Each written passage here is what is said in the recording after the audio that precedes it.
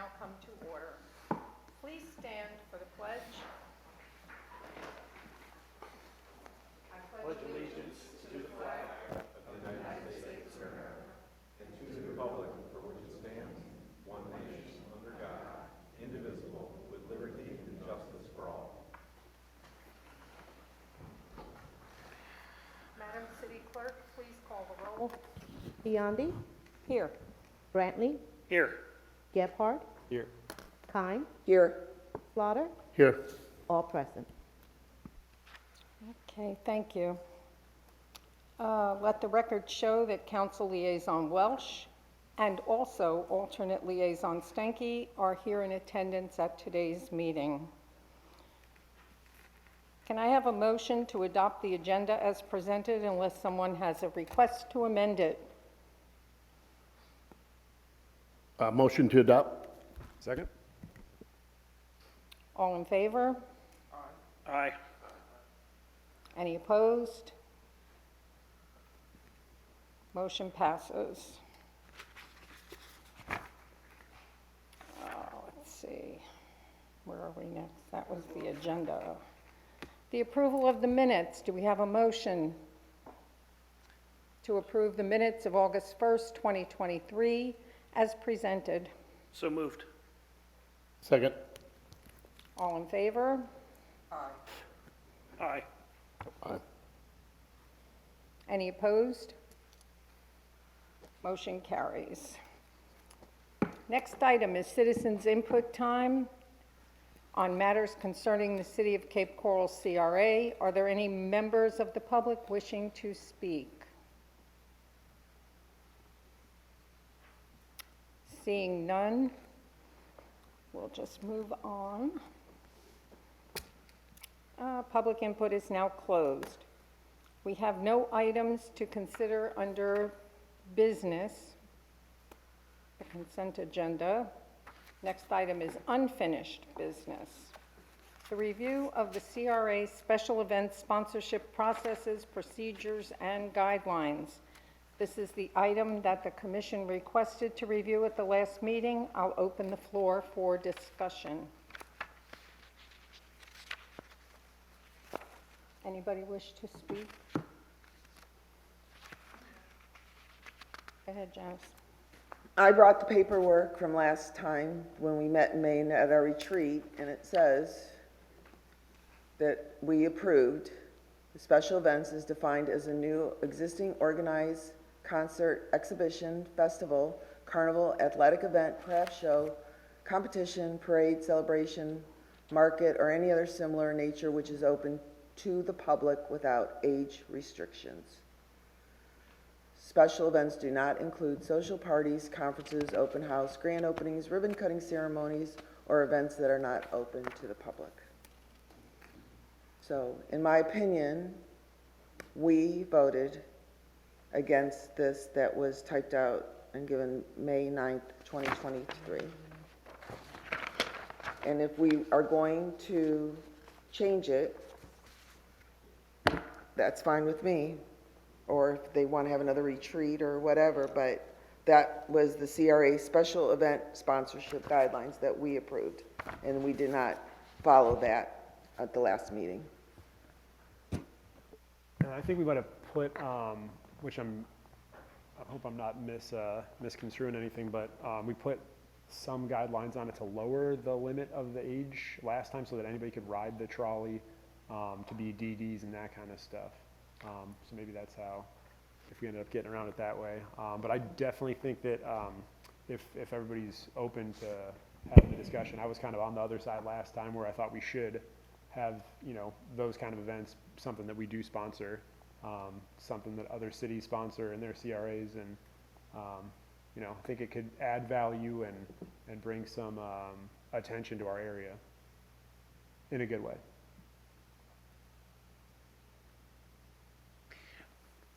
I recall some of the discussion revolving around whether or not the sponsor charged a fee, if there was a ticket price. And that some of our decision-making, as I recall, hinged on whether there was a cost associated with attending or whether it was it was a free event.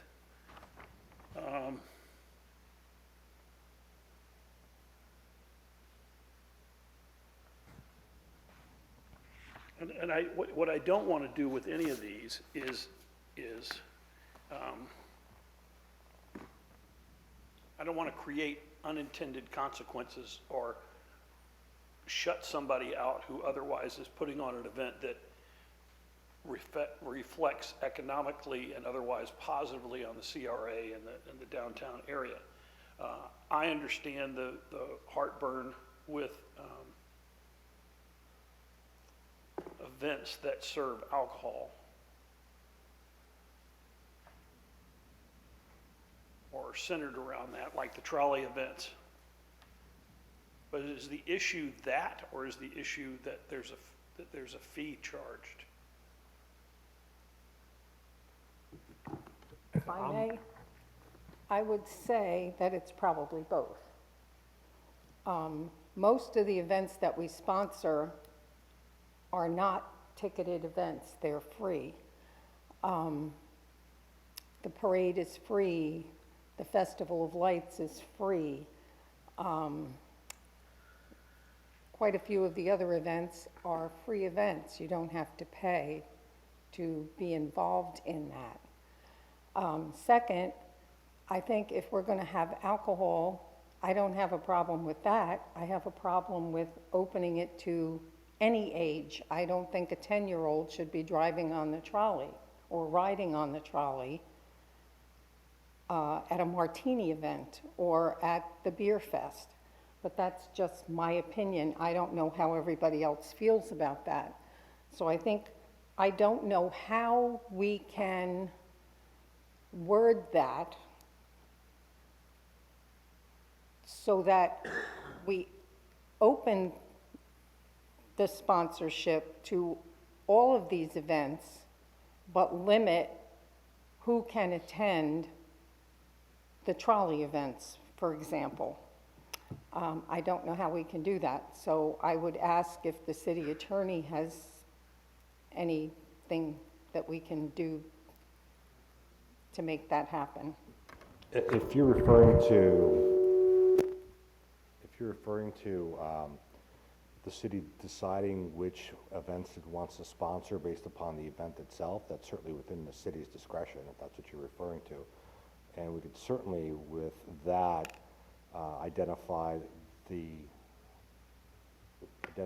level of our sponsorship consistent with, certain requirements. That's certainly within our purview if we're going to be doing that.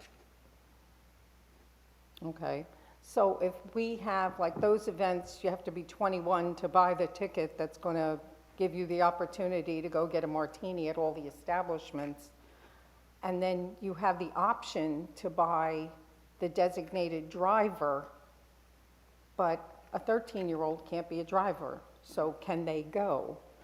You certainly don't want to take your 10-year-old child on the trolley for that event. At least I wouldn't. But that's, that's just me. The issue there, though, I think there's two ends of this that are concerning me. On one hand, an 18-year-old could and actually might be encouraged to be the designated driver, buy a ticket, ride the trolley all night long, to be the driver for a group, family group.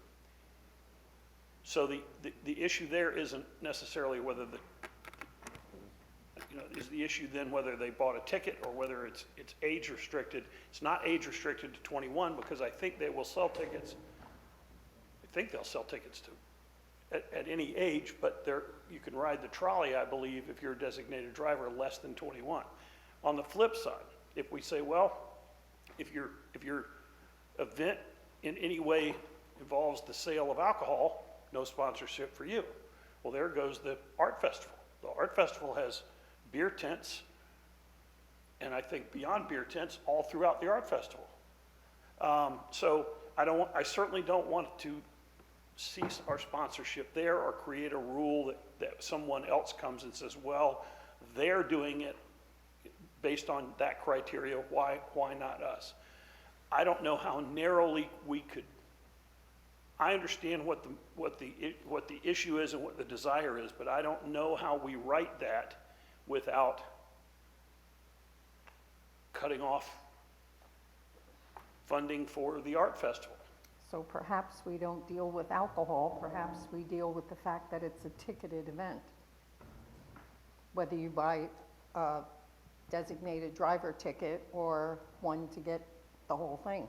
I don't know, we have to figure this out.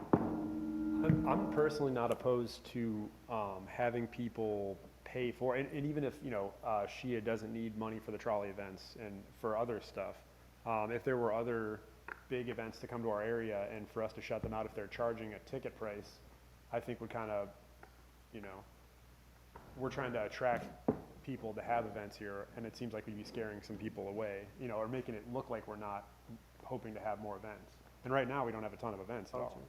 So yeah, shows, you know, music stuff, and you're not gonna get a, you know, we throw $5,000 in to an event that's gonna cost $80,000 for the band, $25,000 for the production. $5,000 is kind of a drop in the bucket, but we would like to be included in that so that it makes us look, you know, like our city's doing stuff. Go ahead, John. So I assume there's probably a trolley event approximately once a month. And they pay $25 to $30 to go on the trolley. And then they get also some money from the people who participate, right? So what's to say if it was me and I'm approving a trolley event that's not, in my opinion, open really to all ages? I certainly wouldn't want my child or grandchild to go on the trolley. I used to volunteer a lot on the trolleys. There was things that I was offended at. So I like what we had voted. If you all decide to change that, so be it. But if I was Shia, I'd come every month and ask you for the money. They can, I'm pretty sure they can only do one per, you know, one per 6-month period. Is that correct, or is it 2 per 6-month period? So that would be the restriction on that. And then for the age thing, again, like the events that are geared towards the children, if I showed up there alone, it would look, you know, it wouldn't be. I'm not that I'm not welcome there, but they're not for me, you know. That's why I said at the last meeting, I would have no problem helping out with the Halloween trick or treat that's open to the public, that's free. I don't have a problem with the Easter egg hunt that they do during the day that's open for free, then families can do it. But this particular event, in my opinion, you are paying to go, you have to be a certain age to go, and, you know, I don't know what their budget is. I don't know if they bring in 40,000. I don't have a problem with the art show, because the art show, yes, they sell alcohol, but at the same time, it's open to the public, it's free, and it's all ages. So to me, comparing It's a different event. is a different event than the art show. But that's just my opinion. And a lot of the money from the people that on Shia that I have talked to, Allison and them, the money that they do make on these events does go back into running other events, like the, you know, trunk or treat and those kind of things, is from money that they take in on other events too. Because those, you know, the overhead's not huge on those. It's a lot bigger on the trolley event, but that's still money that they need to put out too. I'd rather give them the money for those events. Well, That's my opinion. we haven't had a problem with them coming to us once a month seeking sponsorship, and I think if they did, it's within our right as a board to say, you know, we're just not going to do multiple events for the same organization in this 6-month period. We're just going to deny it. We approve one, and we're not going to approve the others. I don't think there's any heartburn there. We have the control. We have the ability to approve or not approve. What I don't want to do, and I fully understand what Janice is saying. I understand the concerns, but I don't know how we write, unless we put something in here that says we'll sponsor all events except trolley events sponsored by Shia. Right? We can't I do mean, that. you got to get that specific. Otherwise, I believe you are creating Yeah. a double standard on one end or the other. If it's ticketed events, I think you inadvertently could carve out a lot of opportunity if you were denying it. I think if it's age restricted, you've got people that might make the argument over the Easter egg hunt, or something that's specifically aimed at children. If you set the age at 21, I think that there are tickets sold for the trolley events that are 18, so that creates a loophole.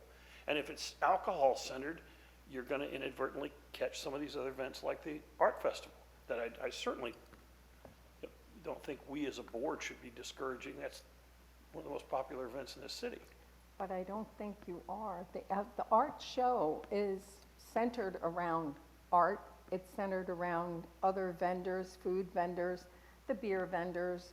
They have events for the kids. They have the bounce house. They've got all kinds of other things.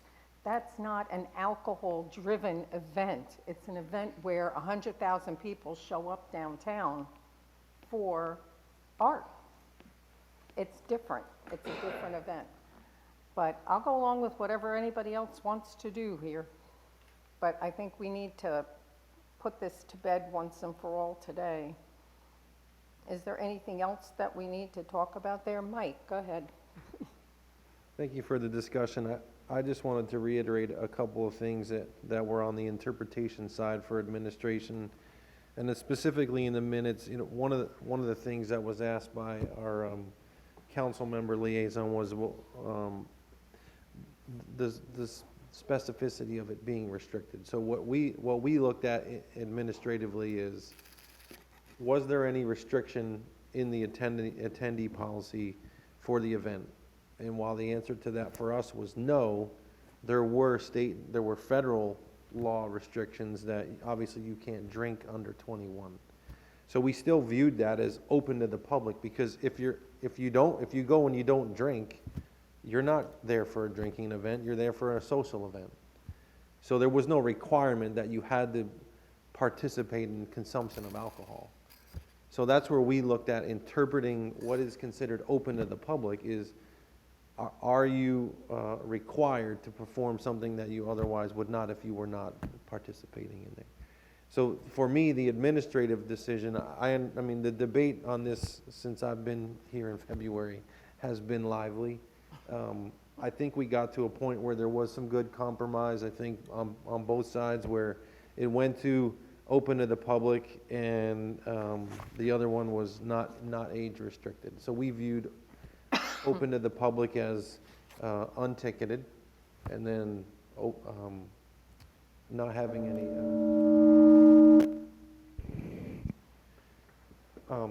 But every time we get an application, this item seems to, reappear. So we're willing to amend the policy again if you want, or we're willing to continue to bring a slate of approvals like we have today. And as Commissioner Brantley just said, if you want to approve some, approve them. If not, shoot them down. From a point, not what we want, from a staff perspective, what do you think would be, in terms of your ability to administrate it correctly, consistently, and go along, what would you like to see the language as? Or are we just splitting hairs now to a point where we're not? Well, I think it's the latter. I think at this point there are specific events that some members don't want to support, and that is why you all are aboard, right? There's going to be some who are for and some who are against, and overall, at the end of the day, when the vote goes down, we come to a collective decision. I think the language is clear enough for us to administer. But if some want more clarity, we can add more clarity. But I think even amongst yourself, you're still wrestling with how do we write that without, it's very clear that a few of you are objecting to what's deemed to be a social public drinking event, and that's very clear. I can see that. I don't need to. You don't have to say much more, right? But then I hear, I also have a whole board that I have to work with, and I hear others of you saying, well, we like that if it's creating an event and bringing people to the area. So that's the world we live in, right? There's no clear language. We will do our best to make sure that we don't miss the mark entirely. But there may be some that we bring you that you just say on its face, we're not gonna do this one. Do we have to vote on this today?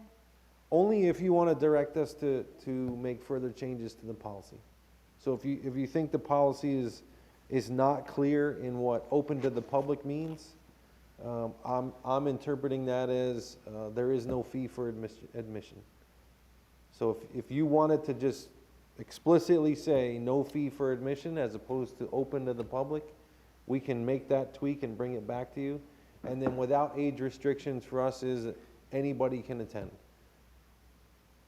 But even in that, it doesn't mean you are able to participate at the levels of other if drinking is involved, because there are federal laws above our local law.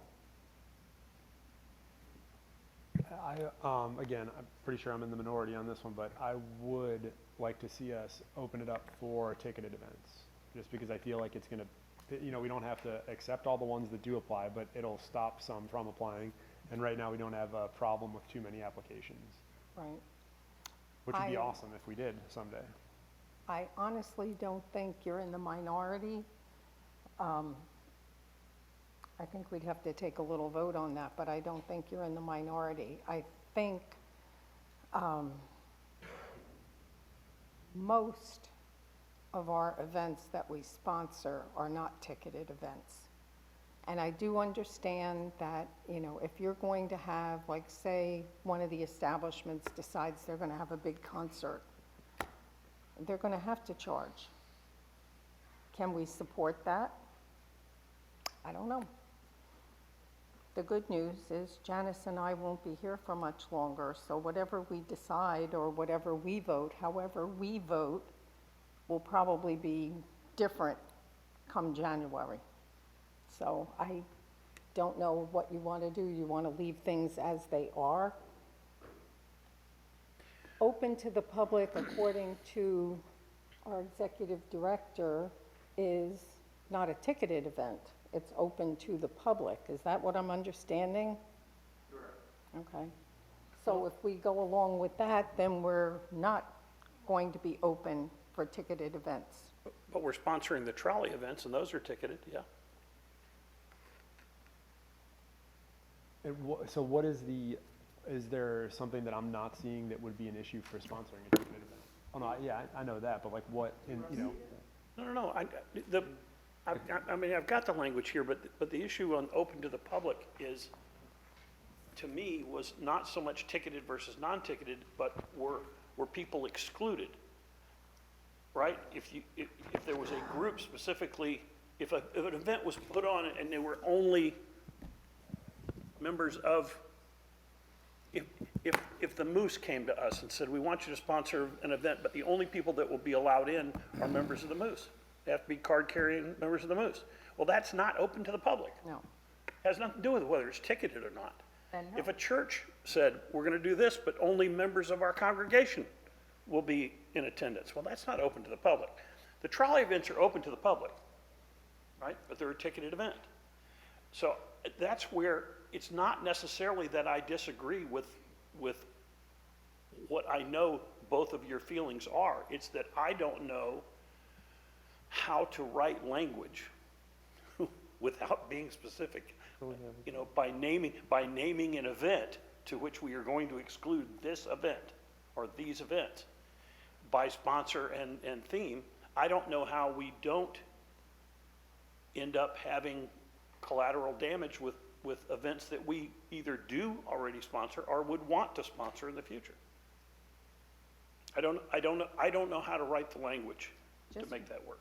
Just one other thing with your ticketed event. Your ticketed event is you buy a ticket which can allow you to drink at every establishment that the trolley stops at, or you're a designated driver ticket. So then it's not open to everybody. It's not open to the 10-year-old that you might want to drag on the trolley with you. Why, I wouldn't know, but you could. So I don't know. Ticketed is not open to the public. It's not open to the public. We can change that if you're all in agreement to change it, or we can leave it the way it is. We have to decide. So I don't know if we need to take a vote and see how this is going to go. I can tell you how I think it's going to go. Well, here's, And I really, either way, it's up to you guys. I think we've got to be more clear. If the interpretation is, if it's ticketed, no go, then it just needs to say that. So that the people applying will know if they're charging any form of admission, they need not apply. There's no sense having somebody go through all the hoops of turning in an application when up front the interpretation of that is going to be, there's a ticket and so we're out. So if that's the current interpretation, then I feel if that is the current interpretation, I think we should change that to be more open to other events and to, current events, other events, future events. Any event that wants to come to our area, I think we should be really, welcoming to. We should try and get more events here, not less events. So I think if possible, we could make it clearer that ticketed events are accepted. I think that would be my vote. And would you also open up to all ages and disabilities? I would You'd have to. open it, so if it is within the legal purview of the, and the event, like I wouldn't necessarily want, like you said, I don't think a 10-year-old kid should be on a trolley. But I also don't think a 35-year-old guy should be at a, trick-or-treat event with a bunch of little kids. Aw. So I don't know.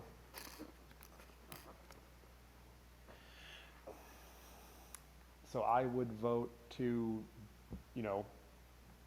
the age restriction part, not even, to leave that up to the event, and we can either say yes or no, and the ticketed event to make it so that people can do tickets. But I don't know what the actual terminology would be on that, but.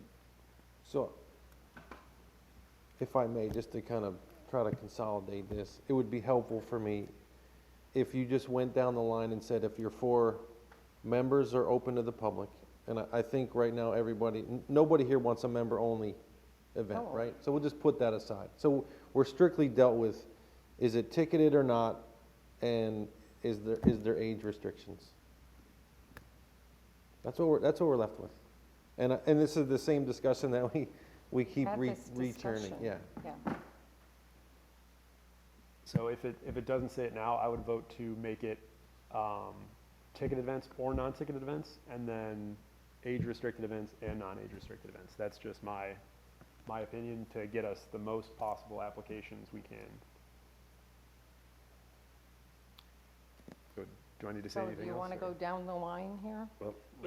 and with the understanding that we can't approve or disapprove any application that comes before us. Correct. Yeah, and we might have to have this, a similar conversation with a specific event coming up, but it will also not hurt tons of other events, so. Was there also, can I ask this question, was there also something about how many people would be in attendance? 1,000. It has to be 1,000 or more, because most of the trolley events are not 1,000 people. There's like 2 of them, I think, that are.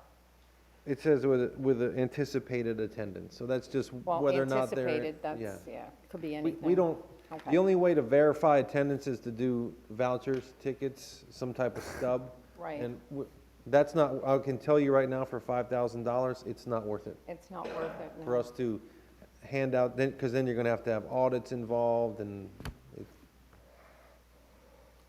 my recommendation at that point would say, just don't give them the 5,000 if you wanted that level of verification.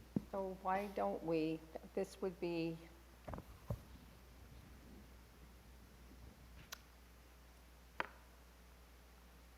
leave it the way it is and have the board decide yes or no with each application that comes before it. Does that work for anybody? Does that work for everybody? Leave it that we can, if they come before us and say, I'm charging $50 to come to this event, but we need $5,000 from you. No age restriction, no, whether it's ticketed or not. And then just have each application be looked at on an individual basis. I think that's where we need to be.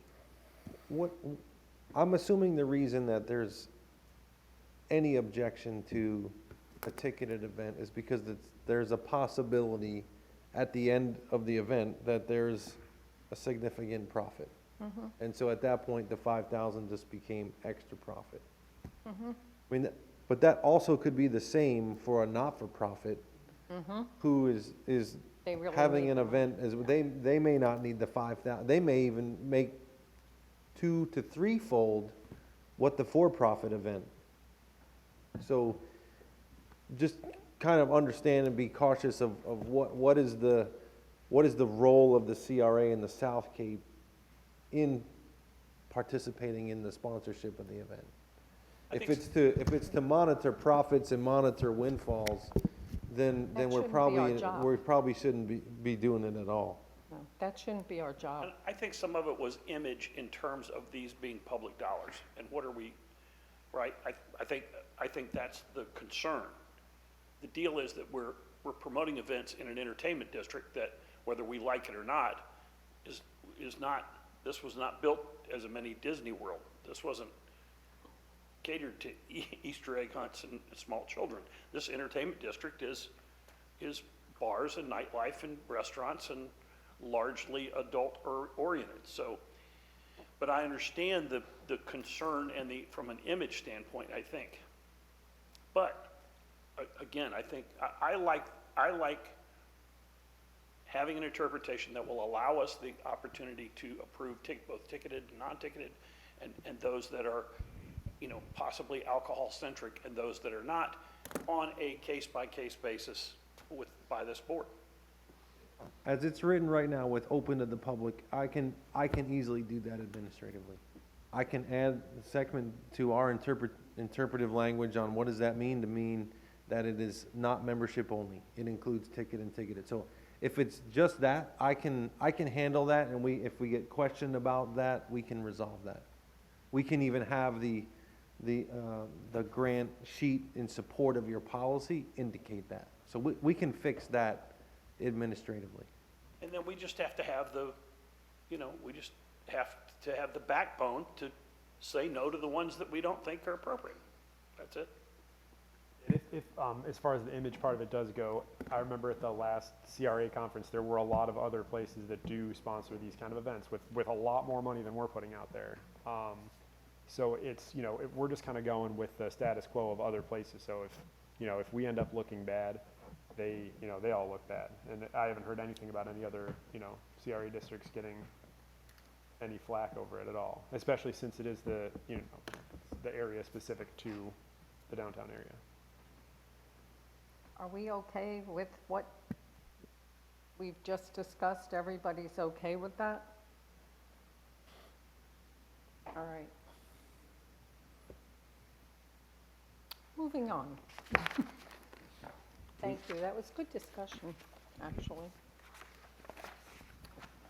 Okay.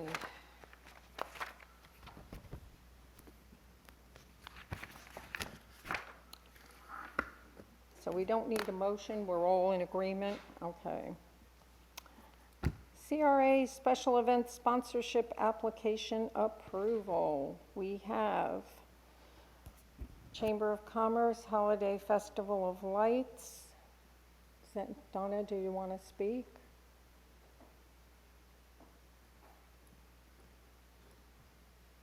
They're requesting $3,465. What is, our budget is what, 40,000 or 60,000? I forgot.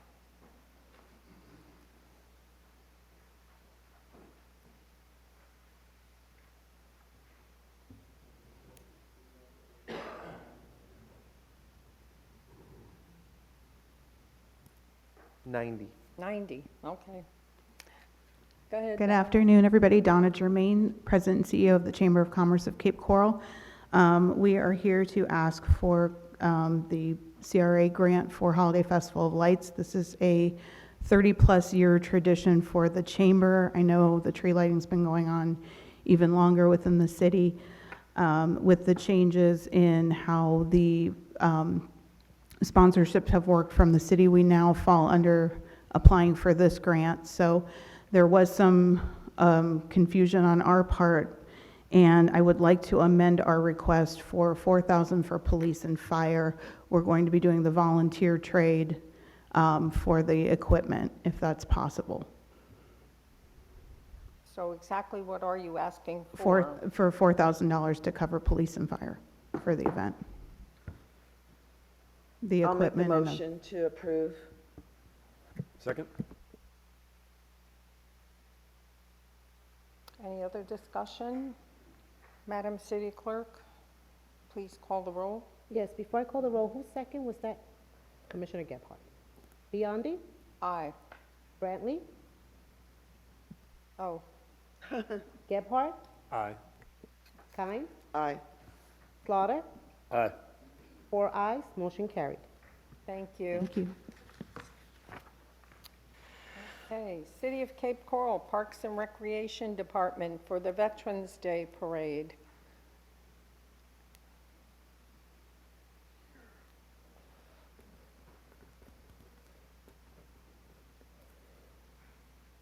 Can we do all of Parks and Rec at the same time, or do we have to do them separately? Because there's a few. Has to be individually approved. Individual? Okay, go ahead, Ally. Allison Burris with the City of Cape Coral Special Events Division. We're requesting the total of $5,000 for the Veterans Day Parade. That's a city-supported event. Can I have a motion? Motion to approve? Second? Madam City Clerk, please call the roll. Biondi? Aye. Brantley? Gephardt? Aye. Kime? Aye. Slaughter? Aye. 4 ayes, motion carried. Thank you. Okay. Let's see, this is special event application for Parks and Recreation, Music and Art Fusion on 47th Terrace in the Big John Plaza in the amount of $5,000. So we did host one back in March. That was our first one. The one in November got canceled due to the hurricane. We're hoping to host 3 this season, one in November, one in March, and one in February. Now, is this $5,000 for all of them or just the one in November? $5,000 per. Per, okay. I need a motion.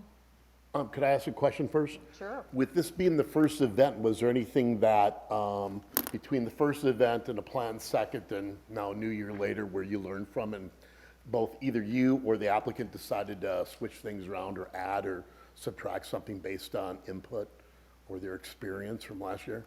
Yes, so we learned a lot from the first one. We definitely want to add some buskers and live entertainment as well as long as the musicians that we have. We have 3 live acoustic musicians.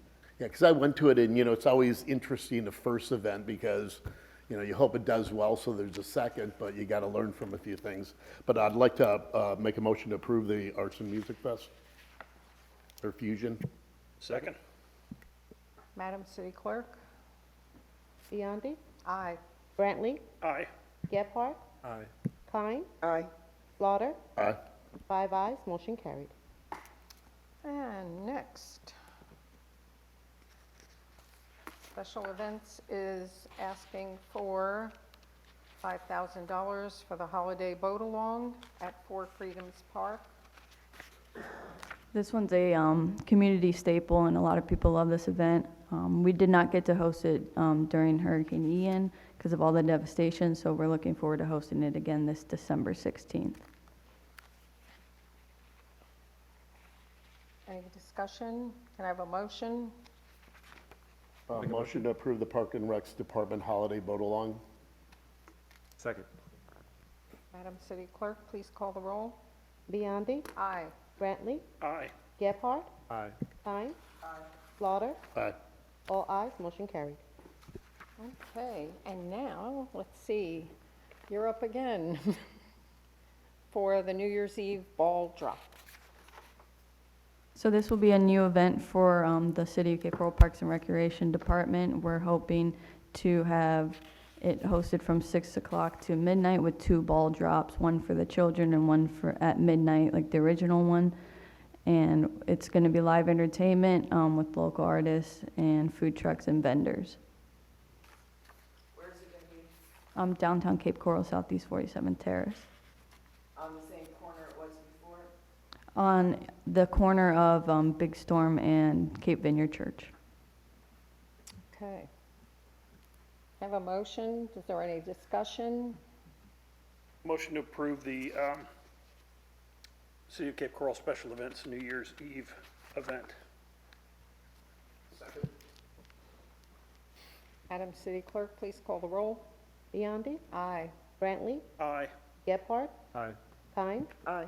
Slaughter, Aye. all ayes, motion carried. And is this a new one?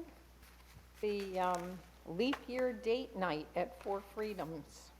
Yes, this is a new one. Since leap year is not every year, we decided to put on a date night at Four Freedoms Park for free. It's BYOB, and we'll have a movie playing as well as some free other activities for the community.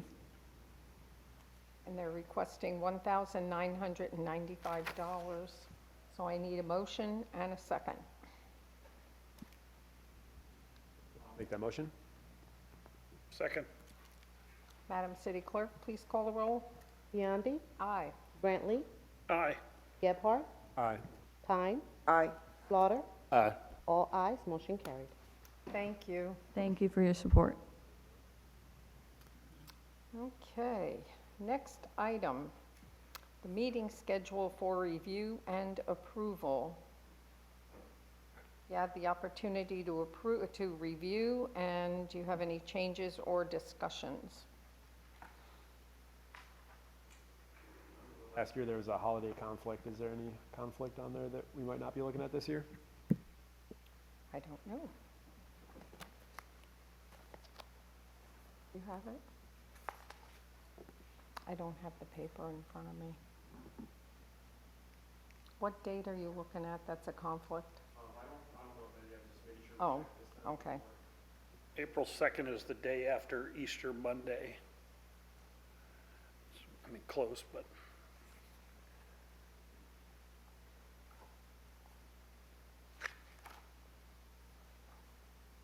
Any discussion?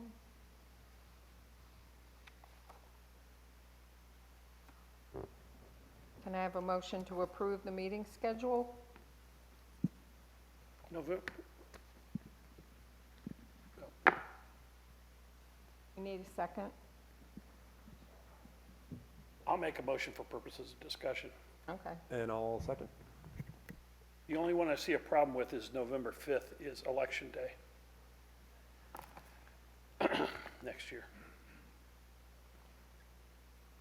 We have met in the past on Election Day. I don't know if that's a problem for anybody. You're good? Okay. All right, so you I'll have a be sure motion to, and a second. I'll be sure to keep the agenda really, really light. We can handle that too administratively. All right, we have a motion and a second. Madam City Clerk, please call the roll. Biondi, Aye. Brantley, Aye. Gebhardt, Aye. Kine, Aye. Slaughter, all ayes, motion carried. Okay, moving right along. CRA project update. This is informational only. I'll turn the floor over to the staff for an update on our projects.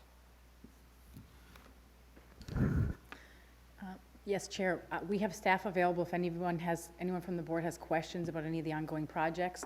The report itself will be sent out to you probably this week. We're in a little bit of a transition with some staff changes. I'll be sending that to each of you, but I did make sure that staff was here if anyone had questions or wanted to discuss any of the ongoing projects today. I get a question. How big of a burden is that document to go through every month? Is it pretty easy because some things aren't going? In other words, what I was looking at back when the city manager first kind of contemplated both use of consultant and different things, and one of the things I commented was, there's a lot of things going on. But if if that document is such that is it of value to staff? In other words, how you're presenting it to us, do you also have the same value? And, because if we get it, is it once a month typically? Because it'll come out in an email, and it's pretty well put together, so I compliment staff on that. With that said, is there anything that really from that document that, in other words, what I thought of what might be interesting was simply as you're passing that out, if 20 of the things haven't changed, it's just kind of in routine, but there may be something like, hey, you'll see some activity kick off this week over at the corner of this. And I know your public information officer is really good about that. But that is, I think, happening. I don't know if it's part of our effort or just her effort of letting us know what's going on in the city. Well, I can tell you that the purpose of the document is to keep all of you informed of what's going on. The document is not a burden. In fact, staff from all the departments that manage those projects, they provide the information. So it's really a collaborative effort. It isn't just one person putting that document together. It really takes everyone. But those individuals happen to be the subject matter experts. They're overseeing the projects, so they have that knowledge anyway. But the purpose of the document is to keep all of you informed of what's going on with the projects that you've approved. So in other words, they're probably administering it, if not day to day, week to week, because you have to with that type of project management. But I think that it's a good document to keep us going on the little stuff so you don't lose it. But sometimes, that's that big stuff where you go, wow, this is directly the impact into our budget with, whatever we're building or planning. But thank you. Anyone else? Okay, we look forward to that report. And now, let's see. Where are we?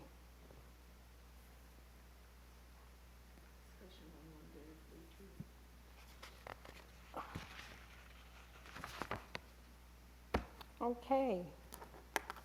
We're going to now have a discussion on the one-day leadership workshop. This is informational only. I'll turn the floor over to staff.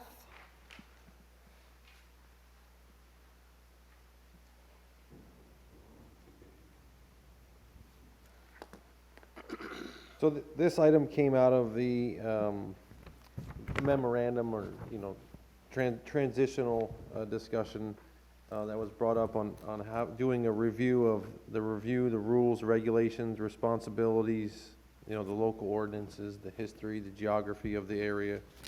And so what we'll be looking at doing is, my understanding is that it was slated to be before the transition of the board in January. So we would be looking to try and solidify a date with you all between now and then. I think it would be best if we try to host it in the South Cape so that we're, closer to where we're at.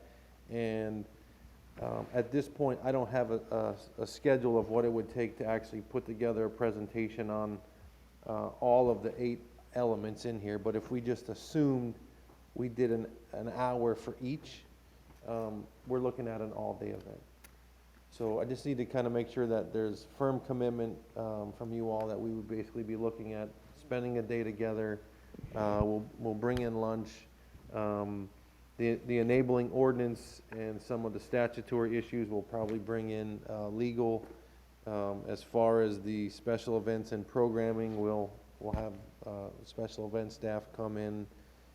We can have planning put together, the economic development policies as it relates to parking, zoning, intensities, development heights, restrictions. What are all the zoning and comp plan land use amendments that are land use designations that apply? So I would think at a minimum, probably 8 hours, a full day for the whole thing with a luncheon in between, hosted in the South Cape.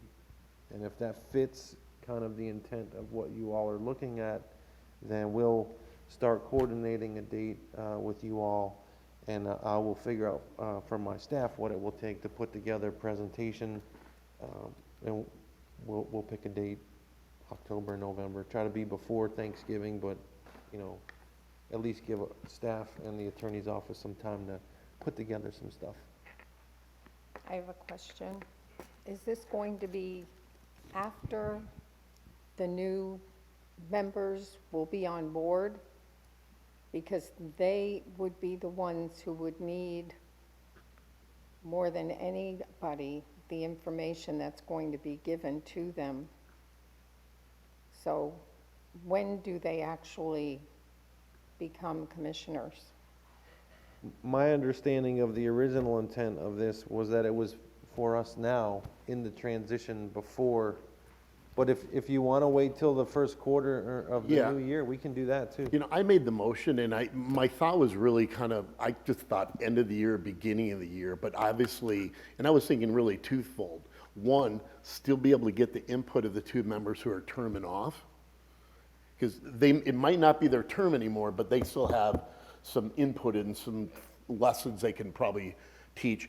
I don't think I'd go as long as you thought. I was thinking more like a 9 to 3, take a break through lunch, you know, pile a few hours in early and then a few hours after. But the idea is what you're really trying to do, the first part is understand really this is our structure, our charge. And then secondly, well, what are you going to do with it? And then that's really gets you into the programming. But my thought was to do it when obviously the new members were appointed, but maybe not even having started, but it's a great onboarding for them as well as any new staff as well. What is the timeline of you getting us replaced? When do you I can answer. Your term ends January 22nd. The advertisement for the vacancies would likely take place in probably November. In the past, there was an ad that was placed in the newspaper. So the appointment, the vacancies or the applications, if you will go to City Council estimated the first or second regular meeting in January. If I may, is there a way that we can do this so that the appointments have been made and that the meeting include both the incoming and the current board members, so that everybody's in the room in that window before they're termed out, for the purpose of giving some historical guide? It would be sometime in January then. The council would have voted, but it would be so the members would know who they were, but they wouldn't actually attend their first meeting. Could You all just approved it in February. Is there a chance council would take up the decision-making and vote on the replacements in December? So that Don't people, meet in December, don't they? Yeah, they go on break, They go so on break. it would be early January, so it'd be between the January and February meeting. Another thing we could do is if you look at the way these are laid out, the rules and regulations, the local ordinance, the history and geography, and the special event programming are really things that we could do here. If you even want to take that 9 to 6 instead of a 6-hour day, split it up into a 3-hour session, we can resolve all that in a little workshop. And then when the new people come in, we can talk about funding and budget, infrastructure, economic development with them in a 3-hour session, and then do like an hour and a half of summarizing the groundwork we did in a previous workshop. So you can almost do, Yeah, and you all Jim, can kind of set the. If I could, you weren't at the last meeting. Part of really the genesis of this was we have a redevelopment plan that's old that needs to be updated. Not that, that's hard to tackle if you don't have a background, if you don't have some level of, you know, getting an understanding what the issues are. So I thought the retreat really forces the issue of understanding kind of the framework that we're set up under, but then the next part is if we're going to update a long-range community redevelopment plan, what's the direction we want to go? And I think if all of us are on board generally, not necessarily in agreement on the direction, but certainly in an understanding of where we don't want to go, what our charge is. And I just think it was from that perspective, I thought that would be helpful to at least get a good, you know, what our role is as a, just. Anything? I think it would definitely benefit everybody to have, you know, everybody present and future in on it in some way, shape, or form. I think that would be awesome. Yeah, I think a lot of it isn't, I think the plan is in place already somewhere. I think what we need to do with the new people is to make sure they understand that our role is a little bit different than the city. We have different rules, we have different regulations that we have to live by. And I think many people don't understand the difference. So I think that should be part of the workshop. As far as, I can't speak for Janice, but I can speak for myself. I would be happy to be there if needed. And I think all of us that are on this board right now can give a wealth of information to the people that are coming on board. So whether it's in January or February, I think we're all on board to be part of it. You know, we weren't on this board for this many years to just get up and walk away, you know. That's not how we are, so I think we're good. But I like 6 hours, I don't like 8. I'd like 3. We can always scale down. I was just going on a rough hour for each element here. Some of them could go longer. I mean, you really could spend a whole conference talking about state statutes and CRAs, rules and regulations if you wanted. But we would just summarize it down to what's applicable. We can definitely do 6 hours. Yeah. And The so you other- want to do it in January with the new members and the outgoing members for some continuity? If so, Possible. we'll January, early February? Okay. However it works. However it works. we will make sure, since we're already doing Election Day, we will make sure it's not Valentine's.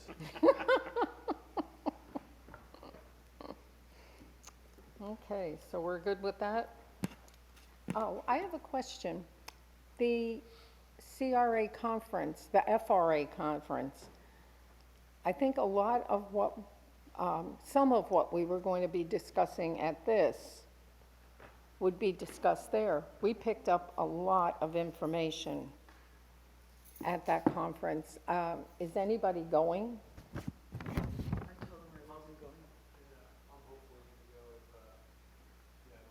I don't, what were the dates? I think The dates are October 20-something, yeah, I forget.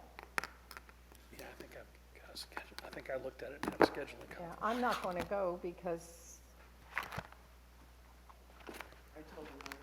Yeah, I'm not. But I think the people on the board should really consider going. You get so much information at the conference. You pick up so many ideas, and they have a trade show which gives you a lot of information. How soon in the year, how early in the year do they send out a notice on that conference? June? It was sent out already, and all of you received an email with the dates and information. The dates are October 25th to 27th. If you're interested in attending, let me know. Okay. Yeah, I think that went out, But what, in June? I'm looking for next year's, the moment we know what the dates are. If I can be notified that way, I can block it out on a calendar so I make sure that, because I would like to go and I think it's important. Yeah, it was a great conference. Okay. Anybody have anything else? I've got something I'd like to ask about. I don't know that, just for my information, because it's in the CRA, what's the status of the golf course property? What's going on with that? The last information I had was that it was in this limbo because of contamination, and that really nothing could be done with the property until the contamination was resolved. And the reason I ask is this: if we're promoting 2 projects right now that are aimed at attracting folks to come live in the CRA and to live in more an urban environment, walking distance to things, and what will attract those people is parks and green space that are close, that are accessible. And so I think the longer that property sits, and it may be totally out of our control, but what led me to this is we had some discussion the last meeting I attended about the fact that we ended up with a higher amount of TIF funding than we anticipated. And I know that we discussed and voted to move that to increase the amount that we had available to grants. But it would seem to me if we had that amount of money beyond what we had anticipated in this year, we're likely to see that recur next year. So I'm wondering is if the cleanup is the holdup to getting that turned into a usable, viable, wonderful green space for this city, and more importantly, clean it up for the poor people that live on that, adjacent to that property. If we could, and it would seem to me that it would be an appropriate use of our TIF funding to help improve that property and make it usable because it's in the CRA and it would benefit both the business people and residents of this CRA that we're trying to attract. So if I could just, not a new business item, but just where are we with that, and is there any way we could get involved in that to move that along and clean that up? So I've had several discussions with the owner's representative, Bill McHale, on the property. They have installed their monitor wells. They have started to identify the plume of contaminants. They're working through some institutional controls, such as no irrigation wells or no drinking wells are allowed to be drilled in the area. They have not done any remediation at this point. They're looking to see if certain other controls can be put in place, such as certain zones just get paved over, and then this way there's no access to any contaminants. Otherwise, there could be some remediation involved. But we actively monitor the site. I think I've had 3 discussions in the last 6 months, so about every other month we touch base. Haven't spoken to them in the last month, so probably due September, this month, to get an update. But they are doing what they can. I would say, they're not being aggressive in my opinion, but obviously they don't have a buyer right now. So, but they're kind of in a catch-22. It's kind of hard to buy something that is contaminated, right? So the buyers are, the lenders or the underwriters for projects are, cautious about going into a deal. We've expressed, the city, not an executive director hat, but the city has expressed some interest, but only at the point that they know what needs to be remediated and how much it is. Well, wasn't that property the subject of a referendum that was, how many cycles ago? Didn't the community vote with regard to what the community wanted to see done with that golf course? And didn't that come in, wasn't there a referendum that said the public had voted that they wanted to see that preserved as green space and parks, if that were possible? And then the issue that came up after that, the stumbling block, was the contamination. And certainly the city was right to say, well, we're not taking this on until that can get mitigated. I'm just wondering if somehow any additional funds that we have available, whether it's in this budget year or next budget year, can help get the parties to the table and come to some conclusion that remediates anything that needs to be remediated, gets the property into a position where possibly it could come into city hands and it could be preserved as a green space. And if we could help facilitate that, I think that would be a tremendous use of the CRA's initiative in terms of overall improvement to the CRA. Right now, it's a blight to me. Oh, it's one of the whole reasons the whole area was incorporated. So, it's not a coincidence that the CRA goes, the district goes around the whole golf course area. There's no buyer now, but do they have a number, do they have a sale price on it, or are they trying to sell it, or is it just inactive right now because of the contaminants? In my 3 discussions, we have not discussed the sale price. It's just, does there remain interest? They're still working through what they need to go through with the Water Management District and the DEP to get to a point, right? As soon as they go to list it for sale, or even if they came to us, there's certain assurances. We would at least want to be able to see a report, go to an environmental engineering firm and determine what is this cost of remediation if they were going to sell it as an as-is type situation. Are you talking about Ryan Companies? Are That's who owns it, right? Yeah, still.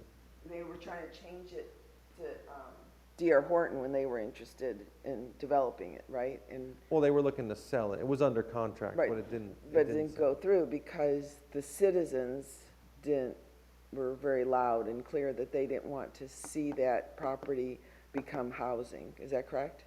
What I I remember. thought it was what I even a referendum. I I thought it don't- went as far as a formal referendum. I No, never. I don't No? think Oh, so. maybe not, maybe not.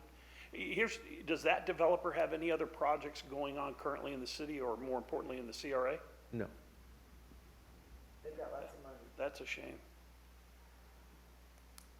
I can certainly explore with our Wonderful to attorney, be able to work a kind of a grand global, utilizing TIF revenue to see if we can use it for remediation. We can explore that. I'm not in a position to Well, answer that right now. and but I we say can- that only if that remediation ends up with the property becoming city property and green space. I'm not interested in TIF money being used to remediate it so they can sell it and develop it. That's not that would not be my thought anyway. My thought would be to preserve it as green space, and if our monies can, because I think having that green space enhances in a huge way everything that's going on in the CRA. Understood. Okay. I may be in the minority on that. but No, anyway. you're not. Something to think about. The brownfield, I guess is what it's called, when the golf courses are contaminated with whatever it is that they're contaminated with. And there was, at one of those conferences that we went to, there was a whole big thing about how they remediate the brownfields. And if whoever owns the property takes and remediates, the state will give a portion of that money back to the owner, whether it be the city, whether it be whoever it is, the Rhine. I think we should investigate to see if that still is in effect. They have ways to remediate the property, and if you can get half the money back, that's not a bad thing. If the state is willing to cooperate and help to fund the project, and then once it's remediated, would that be city property, or would it belong to the CRA? Well, based on, are you talking about the specific example that Commissioner Brantley just brought up? What I heard him saying is that the CRA would help fund in the remediation Okay, as long as it's preserved in green space. so it would make And city that and- hundred and And the seventy-five city, so the acres. city would be the purchaser, CRA would be would put money I up. don't have, We yeah, well- can't afford it, I don't think we could afford what a I would, hundred what, and I guess what I'm seventy-five. saying is if there is a way, that process, what's going on with that property seems to have been stagnated, at least for the full time I've been on this board. It hasn't moved, nothing's been. It's been for 10 years. So my only suggestion is if this board and its available funding, without jeopardizing anything else that we've committed to do, can be utilized to move that process along, I would love to see that happen. If you think about what those 175 acres could potentially be, it would be like Lakes Park. It would Yeah, be it could beautiful. Could be unbelievable. And I understand the city may have desired use for some of that property. Me personally, I would hate to see it developed because in terms of additional housing, because that's what led to the last, whatever it was, from the public that said, no. I mean, it was the whole D.R. Horton thing in which there was a plan to put housing, fill that space with housing.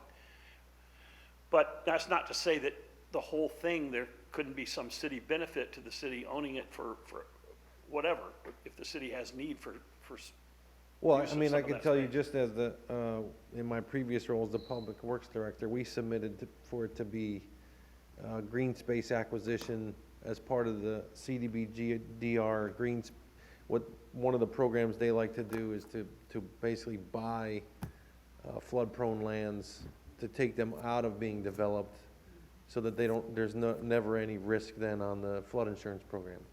So we submitted to purchase it utilizing green space monies, and then turn some of it into, you know, stormwater retention for the CRA. Because we're gonna need stormwater treatment areas if our development takes off like we're anticipated to within the next 10 years. And that was one of the things on the brown space one too, is you can get grants for stormwater stuff and. Yes, there was a like, whole bunch of And it just stuff. like lets water go through it instead of spreading it out, the impervious whatever thing too, so.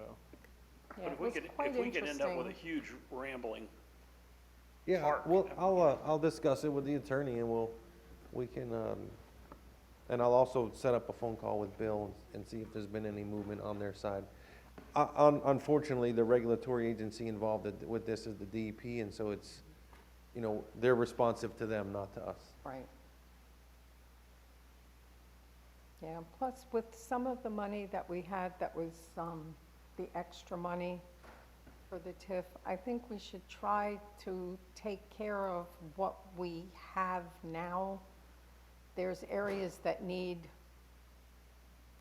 attention, and I think if it means that we have to hire people to do this, then if we can do that, I don't know if the CRA is capable of doing that, or we could change the money, switch it from the CRA to Public Works and have them take care of certain things in that particular area. We have new projects coming on, like you said, and I think it would be to our benefit to dress up what surrounds those areas. And it would just be, I think we should look into that. And rather than keep putting our money towards newer projects, we need to take care of what we have and dress it up as best we can. So, anybody else? If there's nothing else, our next meeting is scheduled for November 7th at 3 o'clock in council chambers. Do I have a motion to adjourn? so move. Need a second? Second. All right. Meeting adjourned. Thank you all.